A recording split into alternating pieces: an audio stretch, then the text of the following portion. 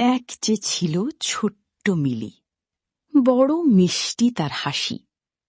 বাবা মায়ের আদরে সে থাকত দিবারাশি।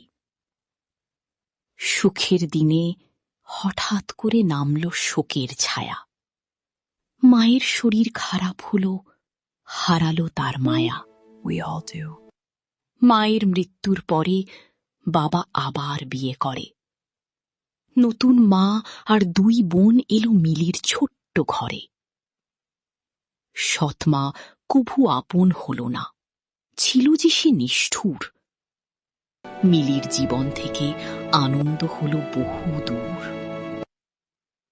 লিলি আর নীলি 2 বোন থাকতো আয়েশে। বাবা মারা যেতেই মিলির কষ্ট বাড়ল শেষে। বাড়ির সব কাজ করত মিলি চাকরানির মতন। সৎমা তাকে দিত না কোনোই আদর যতন। একদিন মিলি কেঁদে কেঁদে ভগবানে ডাকল। তার আকুল প্রার্থনা যেন স্বর্গে গিয়ে পৌঁছালো।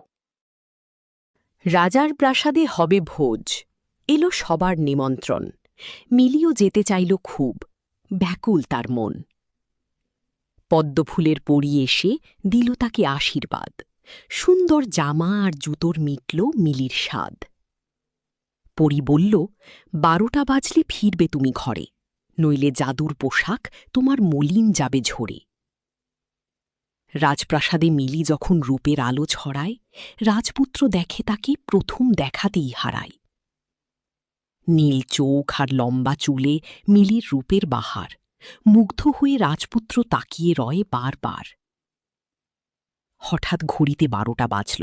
মিলি দিল দৌড়, ফেলে গেল এক পাটি জুতো, হারিয়ে রাজপুর। সেই জুতোটি নিয়ে রাজপুত্র খুঁজল রাজ্যময়। কার পায়ে এই জুতো হবে, মিটবে কি সংশয়? লিলি নীলি চেষ্টা করল, জুতো পায়ে না ঢোকি।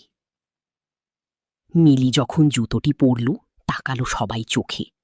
পায়ের মাপে সঠিক জুতো, জাদুকরি সেই ক্ষণ। মিলিকেই বিয়ে করবে বলে রাজপুত্রের পণ।